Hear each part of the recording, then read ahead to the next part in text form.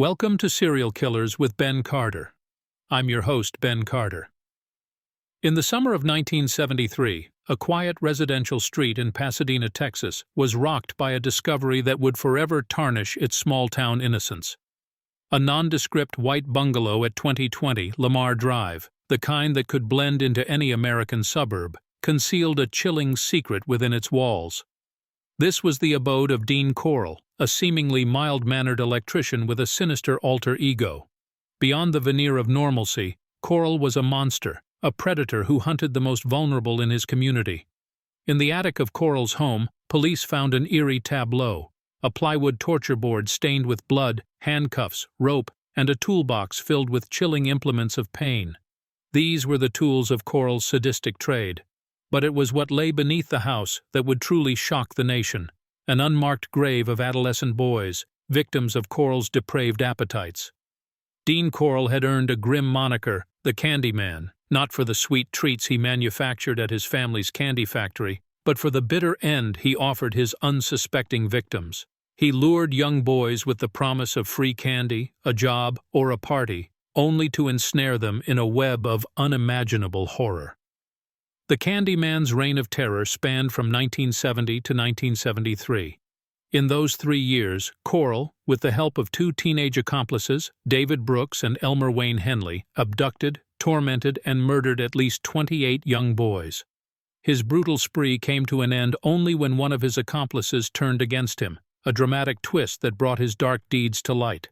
Despite the gruesome nature of his crimes, Corll managed to evade suspicion for years. The parents of the missing boys, law enforcement, even his own family, were blind to the monster hiding in plain sight.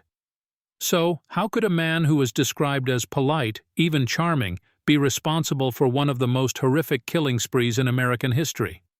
What factors in Corll's life led him down this terrifying path? As we delve deeper into the life and crimes of Dean Corll, we'll unravel the paradox of his existence, trying to understand how this man could live a double life, one that ended in the senseless loss of so many innocent lives. The story of Dean Corll is a chilling reminder that sometimes the most terrifying monsters are those that hide amongst us, cloaked in the guise of normalcy. Let's shift our gaze to Houston, Texas in the early 1970s, a city on the cusp of transformation. Houston was a booming metropolis, an oil-rich city with a burgeoning population. The economy was thriving, bolstered by the energy industry and NASA's space program. It was an era of optimism, of prosperity, and of rapid expansion. Yet beneath the city's gleaming skyline, in the shadow of its towering oil derricks, lurked a darker reality. The Heights, a working-class, largely white neighborhood in the northwest part of the city, was a stark contrast to the affluent areas of Houston. It was a tight-knit community where everyone knew their neighbors and kids played freely in the streets. Yet it was this very sense of familiarity and trust that made the Heights fertile ground for a predator like Dean Corll. The social climate of the time was also a contributing factor to Corll's reign of terror. The early 70s marked a period of social upheaval and change. The Vietnam War was in full swing, leading to widespread unrest and protests. The hippie counterculture movement had introduced a wave of rebellion against established norms. Many young boys in the Heights, disenchanted by their circumstances, ran away from home, seeking freedom and adventure. In this environment, a missing teenager was not an immediate cause for alarm. It was often assumed they had simply run off, caught up in the spirit of the era. This lack of urgency, combined with a police force that was under-resourced and overwhelmed, allowed Corll to act with impunity. The boys who went missing in the Heights were not high on the list of police priorities. They were the forgotten, the overlooked, making them perfect targets for Corll's sadistic desires. Yet even as Corll prowled the streets of the Heights, he maintained the facade of respectability. He was a well-known figure in the community, the friendly, candy-making bachelor who was always willing to lend a hand. This veneer of normalcy allowed him to blend in, to hide in plain sight, a wolf among the sheep. The stage was set for one of the most chilling chapters in American crime history. As Houston reveled in its prosperity, a monster was on the loose, preying on the city's most vulnerable. The Candyman was about to begin his gruesome spree, a reign of terror that would leave an indelible stain on the fabric of the city. The first known victim of Dean Corll was an 18-year-old named Jeffrey Conan. On September 25, 1970, Conan, a University of Texas student, was hitchhiking from Austin to Houston. Dean Corll happened to be the one to stop and pick him up. His body was later found in a field, discarded like an unwanted object, the first entry in a macabre ledger that would continue to grow over the next 3 years. The second victim was Danny Yates, a 14-year-old boy who was last seen at a local gas station. Yates, like many of Corll's victims, was a resident of the Heights. His disappearance initially was chalked up to the wave of runaways that had swept through the neighborhood. The same was thought of the third and fourth victims, James Glass and Danny Furlong. Both were just 14 years old when they disappeared from the Heights in February 1973. The disappearances continued, seemingly at random. Each victim was a teenage boy, most from the Heights, and each disappeared without a trace. David Hilligiest, Gregory Malley, Elmer Wayne Henley, among others, all vanished into thin air. Despite the growing number of missing persons cases, the Houston police were slow to connect the dots. The boys were classified as runaways, their cases filed away in a drawer, their families left to wonder and grieve. Meanwhile, Dean Corll continued his reign of terror unabated. His method was chillingly systematic. He would lure the boys with promises of a party or a ride, sometimes aided by his young accomplices, Elmer Wayne Henley and David Brooks. Once they were in his clutches, the boys would be subjected to unimaginable horrors. Corll was not just a murderer. He was a torturer, a sadist who derived pleasure from the pain of his victims. The sheer scale of Corll's crimes began to come into focus in August 1973, when Henley, one of Corll's accomplices, shot and killed him. In the aftermath of Corll's death, Henley confessed to his role in the murders, leading police to the gruesome burial sites. The discovery of the bodies sent shockwaves through Houston and the nation. Each of these boys had a story, a family, a life that was brutally cut short by Dean Corll. They were sons, brothers, friends, reduced to mere statistics in the annals of crime. Their loss is a reminder of the human cost of Corll's monstrous acts, a cost that cannot be quantified in numbers or words. Each life taken was a unique spark extinguished, leaving behind a void that could never be filled. As the grim tally of Dean Corll's victims began to mount, the law enforcement's response to the crisis began to evolve. The Houston Police Department, initially slow to recognize the pattern of disappearances, had to confront the horrifying reality. They were dealing with a serial killer. The disappearances were not isolated incidents, but part of a larger, more sinister pattern. Corll's crimes escalated in both frequency and brutality. He became more audacious, abducting his victims in broad daylight, often from busy streets or public places. His method, though chillingly consistent, showed signs of evolving. Corll started to take more risks, perhaps driven by a growing sense of invulnerability or a desire for even greater thrills. The police were under increasing pressure to solve the cases, but they were hampered by a lack of leads and the sheer scale of the investigation. The Heights neighborhood was gripped by a palpable fear. Parents were warning their children to stay away from strangers, to not accept rides from anyone they didn't know, to always travel in groups. These were the safety rules of a community living in the shadow of a predator. Despite the efforts of the police, progress in the investigation was slow. The turning point came in August 1973, when Elmer Wayne Henley, one of Corll's accomplices, shot and killed him. Henley's subsequent confession led the police to the gruesome burial sites where they uncovered the bodies of the boys who had vanished. The sheer magnitude of Corll's atrocities stunned the nation.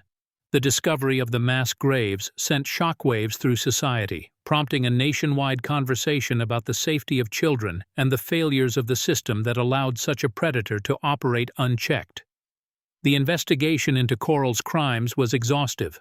Detective Sergeant David Mullican, who led the investigation, described it as the most horrific case he had ever worked on. The sheer scale of the operation, the number of victims, and the brutality of the crimes made it a uniquely challenging and traumatic case. The police worked tirelessly, combing through evidence, interviewing witnesses, and following leads. The process was painstaking and often frustrating, but the determination to bring justice for the victims drove them forward. Each new piece of evidence, each new lead, brought them one step closer to understanding the full extent of Corll's crimes and, perhaps, to preventing such horrors from happening again. The investigation soon led law enforcement to two key suspects, Elmer Wayne Henley and David Brooks. Both were teenagers who had fallen under Corll's influence, becoming his accomplices in luring victims and, in some instances, participating in their torture and murder. Henley, who, as previously mentioned, ultimately killed Corll, was initially seen as a hero. He was the one who had brought an end to the killing spree after all. But as his story began to unravel, his involvement in the atrocities became increasingly apparent. He admitted to actively participating in the murders, often acting as Corll's right-hand man in the torment and assassination of the victims. David Brooks, on the other hand, was a more elusive figure. He was Corll's first known accomplice, a troubled teenager who was easily manipulated by Corll's charisma and gifts. The relationship between Corll and Brooks had a predatory dynamic, with Brooks later admitting that he was sexually abused by Corll. Yet, like Henley, he also played a significant role in luring victims to Corll's house. The psychological profiles of Corll and his accomplices began to emerge as the investigation progressed. Corll was a classic psychopath, displaying traits such as lack of empathy, manipulative behavior, and complete disregard for others' rights. He was charming and charismatic, traits that allowed him to easily manipulate his young victims and accomplices. His meticulous planning, the methodical manner in which he carried out his crimes, and his ability to evade detection for so long all pointed to a highly intelligent individual. In contrast, Henley and Brooks were more complex. They were both victims of Corll, yet they also willingly participated in his heinous acts. Their actions could be seen as a desperate need for acceptance and approval, a need that Corll exploited to his advantage. The two teenagers displayed signs of traumatic bonding, a psychological phenomenon where victims form a strong emotional attachment to their abusers. As the investigation delved deeper into the dark world of Dean Corll, a picture began to form of a highly manipulative predator who used charm and coercion to turn his victims into accomplices. The findings revealed the disturbing dynamics at play within this murderous trio and the horrifying lengths they were willing to go in their pursuit of sadistic pleasure. In the wake of the chilling discoveries, the Houston Police Department faced the daunting task of unraveling the complex web of deception and violence spun by Corll and his accomplices. The brutality and scale of the crimes were unprecedented for the department, pushing the limits of their forensic capabilities. The pivotal breakthrough in the case came with the discovery of the infamous torture board found in Corll's rented boat shed. Measuring 8 feet long and 2 feet wide, the plywood board had rings affixed at each corner. Autopsies of the victims revealed patterns of ligature marks consistent with the board's dimensions, suggesting it was used to restrain the victims. The board provided a silent testimony to the atrocities perpetrated by Corll and served as a chilling reminder of the sadism that underscored his modus operandi. The boat shed itself was a goldmine of evidence. Forensic experts meticulously sifted through the dirt floor, unearthing the skeletal remains of 17 victims. Each bone, each artifact, told a tale of terror and pain. Among the heart-wrenching discoveries were personal items such as rings, keys, and clothing, which helped identify the victims and shed light on their final moments. The investigative team also relied heavily on the testimonies of Henley and Brooks. Their detailed accounts of the murders, though initially met with skepticism, were corroborated by the physical evidence. The confessions provided a timeline of the killings, offering crucial insight into Corll's twisted psyche and his ability to manipulate his accomplices. DNA analysis, however, was not a major contributing factor in the investigation. At the time, forensic science had yet to harness the full potential of genetic fingerprinting. It was only decades later, with advances in DNA technology, that the remaining unidentified victims were finally given names. The meticulous gathering and analyzing of evidence, combined with the testimonies of Henley and Brooks, painted a comprehensive picture of the horror inflicted by Dean Corll. The careful work of the investigators ensured that the full extent of Corll's atrocities came to light, providing a measure of justice for the victims and their families, and a chilling case study for criminal psychologists and investigators worldwide. Despite the mounting evidence and the chilling testimonies, there would be no courtroom showdown for Dean Corll. The man dubbed as the Candyman and the Pied Piper, who had lured vulnerable young boys to their untimely deaths, would never stand trial. Corll had died on the same night he had intended to claim his final victims, killed by his own accomplice, Elmer Wayne Henley. The courtroom drama, instead, unfolded around Henley and David Brooks, Corll's manipulated accomplices. Both young men were put on trial for their roles in what had become one of the most shocking serial killing sprees in American history. The atmosphere in the courtroom was tense, charged with a mix of horror, disbelief, and a burning desire for justice. The public sat in stunned silence as Henley and Brooks recounted the gruesome details of Corll's crimes, their own involvement laid bare for all to see. Elmer Wayne Henley was tried in July 1974, less than a year after Corll's death. He was charged with 6 counts of murder, though he admitted involvement in many more. His defense argued that he had acted under the duress of Corll's influence. Nonetheless, the jury returned a guilty verdict and sentenced him to 6 consecutive 99-year terms. David Brooks faced trial in 1975, charged with his involvement in the murders. Unlike Henley, Brooks did not testify at his trial, leaving the jury to rely on his earlier taped confessions and the testimonies of other witnesses. He was found guilty and sentenced to life imprisonment. The public reaction to the trials was one of relief mixed with revulsion. There was relief that justice was served, that the young men who had played a part in such horrific crimes were off the streets. Yet there was also revulsion at the realization that such sadistic violence had been committed not by some distant, faceless monster, but by a local businessman and 2 manipulated youths. The trials of Henley and Brooks closed a dark chapter in Houston's history. Yet the echoes of their crimes continued to reverberate, a haunting reminder of the monstrous deeds of Dean Corll. To fully understand the dark saga of Dean Corll, it is crucial to delve into the psychological aspects of his life and actions.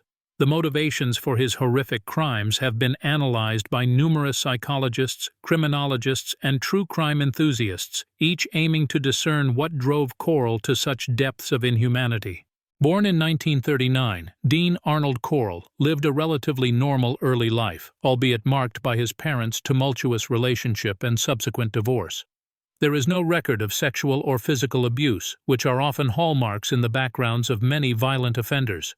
However, Corll's mother was reportedly overbearing, which some speculate may have stunted Corll's emotional development and ability to form healthy relationships.